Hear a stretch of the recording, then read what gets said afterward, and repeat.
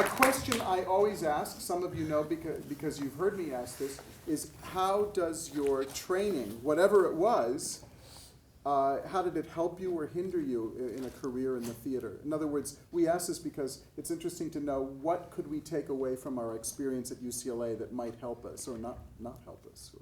Oh, well, I'm not sure what your experience is here, but... well, your experience in Franklin and Marshall, for example. Well, I really didn't have any interest in the theater. It's not that I didn't have any interest, but it wasn't a career goal of mine to work in the theater. I'll tell you a funny, odd story. I come from a little town in Ohio, Mansfield, Ohio, and the most famous guy in my town was the guy who wrote the lyrics for Bye Bye Birdie. And so this was a big deal in our little town, and the first time I came to New York, we kind of packed up, drove to New York to see this production by, we didn't know this guy, but the guy who wrote the lyrics to Bye Bye Birdie. So that was my first Broadway show. Somehow my life kept leading back into the theater. There was a very famous producer-director named Joshua Logan, did South Pacific and all these things, and I worked as a caterer at his house, and he would have these monthly events where he'd bring in all the famous composers of Broadway who would sit around and play the piano of what they were working on.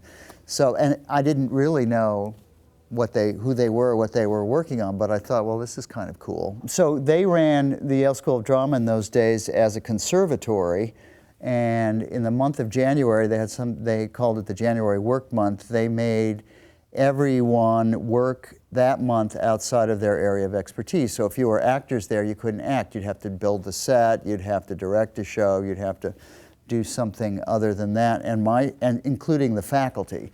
So my students, I taught a class there in design, said you should direct a play. So because I was a little actually critical of the theater there, it was very traditional, we'll do one Chekhov, one Ibsen, and I was kind of more interested in the art world, downtown world in New York of Robert Wilson and Richard Foreman and the more Joe Chaikin avant-garde theater. And I was just happened to be saying to some of my students, it's too bad they don't do anything a little more progressive around here. So they said, well, you should direct a play. And I said, well, find me a play and I'll direct it. So they found this play called Photograph by Gertrude Stein that was 3 pages long, and it was in 5 acts. But I thought, well, Photograph, that's good, so what? And the play is it's like a tone poem or something, very abstract. So I got some students, some people who worked at the university, and what I did was use a rear projection screen and used my photography as well as other images. And we did the play, I think, 24 times. We just kept doing it as a cycle, and each cycle was a theme and variation of a different theme to it. This is Hunter Bird. Hi, how are you? So you'll just be the host, all right? Okay. Oh, good. So who wants to ask the first question, and you'll decide who asks. Yeah, just tell me what you want to know. I mean, what you're interested in. So I don't know. Raise your hands. Who wants to ask the question? Can I ask the first question? Yeah, ask the first question. Is there something particular about musical theater that's different from other genres for you that appeals to you in a different way, or draws you more than maybe other projects?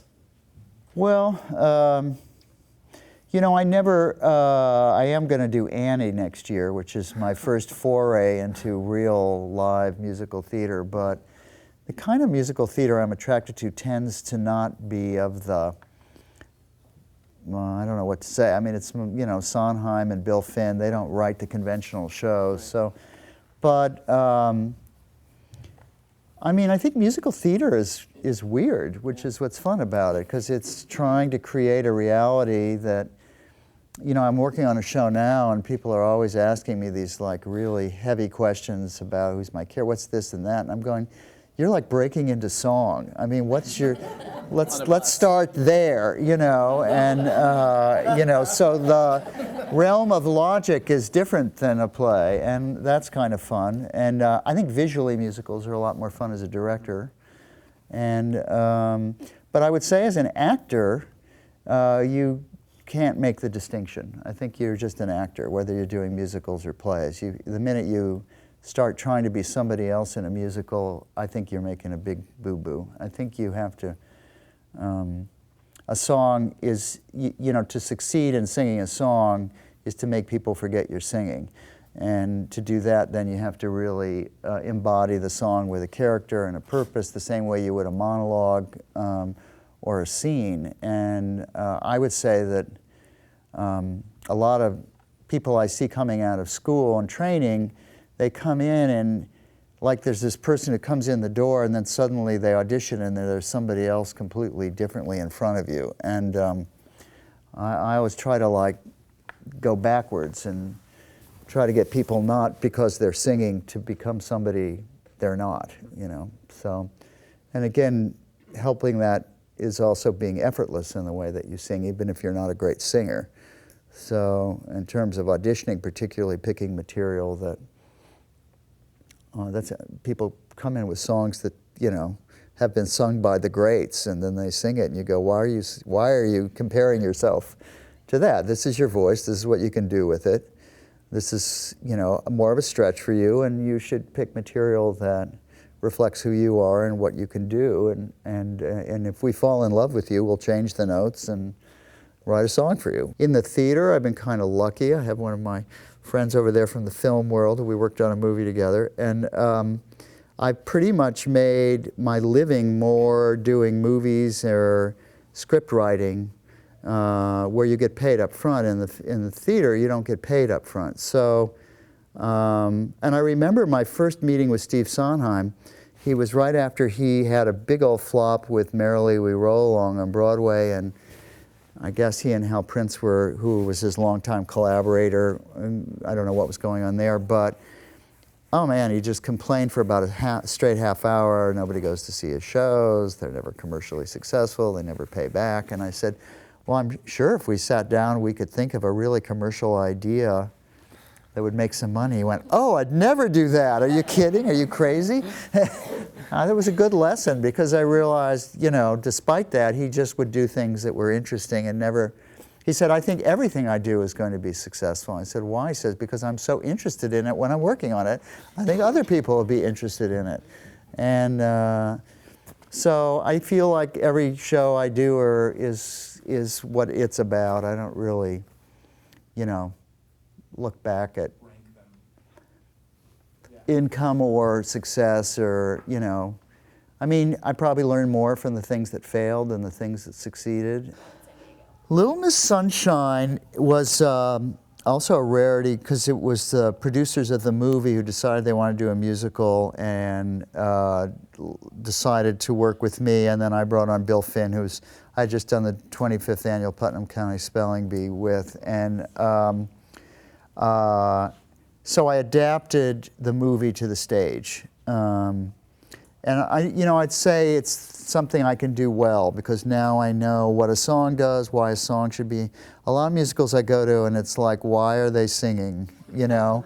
And I think book writing is probably the least appreciated part of the art form and probably the hardest, and no one realizes that a lot of times that's why shows don't succeed, is because the book's not good, even if the score is. So that was a kind of unique opportunity to take this material, which I loved the movie, loved it, you know, but I loved it because I thought it was also malleable to become a musical. And I think people who see it will have a completely different experience than the movie. It's warmer, and because when people get to sing, you get to really spend time with them in a way that you can't in a movie. You know, movies a lot about cutting and reaction shots, and it's not about language. So it's been that process of putting things together and telling Bill what he should write. And, you know, he generally doesn't have that kind of mind. He writes shows like Falsettos, which are his own kind of creation and all music. And this required more of a kind of book musical score. The hardest thing was directing it, actually, is directing it visually, because you got this bus, and you're going to go, what are you going to do about this bus? And, you know, I realized, too, I'm so sick of seeing film on stage, projection on stage, so I said, I'm not going to do another. It'd be so easy to do a rear projection of them going down the road with a bus in front of it, and I thought, I'm not going to do that. So we have a very bold visual take on it, which will either work or it won't. You know, but it's basically the Flintstones version of Little Miss Sunshine, you know. So when they run to get in the bus doesn't move. You know, it's all about the actors around making the sense of movement rather than, there's no tricks in it. It's old school theater. It's a very conventional kind of visual vocabulary, and I think it's either going to fly or it's not. I came in on that after it had been produced out of town, and it was put together by 3 or 4 of the actors who created a kind of stand-up fringe festival thing on spelling bees, and then Bill Finn saw it and thought it could be a musical, and that's how it kind of grew. And actually, I think 3 or 4 of the actors own their own characters almost in it that they created. Yeah, I mean, what you do as a director is try and get the best out of you. So by all means, you know, you have fairly loose reins on a show like that, because it's also improvisational, because you never knew who was going to be on the stage with you, which was why it's probably the most fun show I did in terms of having to see it every night, because it was never the same show. And I never got tired of that show, at least until the 4 volunteers went off, and then it was the same show. But yeah, that was an interesting process and fun. I mean, when I saw it, I thought the guys were doing a very cartoony version of kids. When you play adults as kids, it's tricky. So I kind of drove them a little bit nuts, because I wouldn't let them play it as kids in the first week or 2 of rehearsal, which made them all nutty, because for the most part, except the guy you're talking about, had already done it. And doing it as an adult made them, they couldn't hide behind anything, so it was really frustrating. And I made them all bring in pictures of themselves at the age that they were supposed to be in the show, and we put them up in the rehearsal room. It was really interesting to see what kind of kids they were, what they were like as kids. You know, I made them hang out in playgrounds and whatnot. We figured out what age is this kid and where are they? Were all prepubescent, and it was helpful. So when we finally let them start drifting into affecting children, you know, it was much better, because it didn't feel like a caricature. It felt more like a character. And there isn't that much, you know, if you look at a 10-year-old, it's not as kiddie-like as you think it is, you know. They're actually kind of mature, much more mature than you ever remember when you were 10.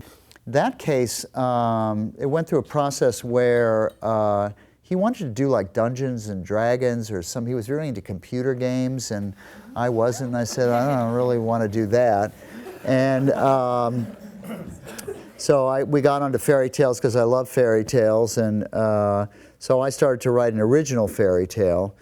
And then I discovered that fairy tales are really short.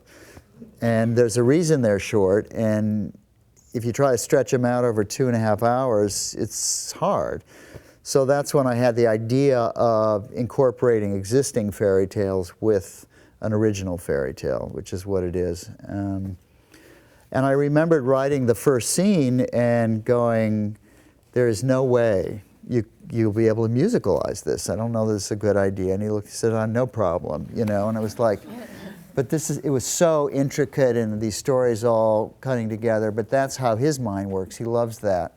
So he started at the top, wove that whole opening number of all those different stories together, and once he solved that, we were pretty much on, you know, we could figure out there was a show there, and we could do it. We've started other projects that don't ever go anywhere because he can't figure out, or he doesn't feel comfortable about writing them or whatever. So, but I had no idea where I was going. I just kept throwing everything up there, and I figured, well, I'll sort through this eventually. And there was all other kinds of stories. The 3 Little Pigs used to be in it, and Rumpelstiltskin, and you know. So then you start cleaning it out a little bit, and then once we had the idea of doing a second act that answered the first act, that got really interesting. So.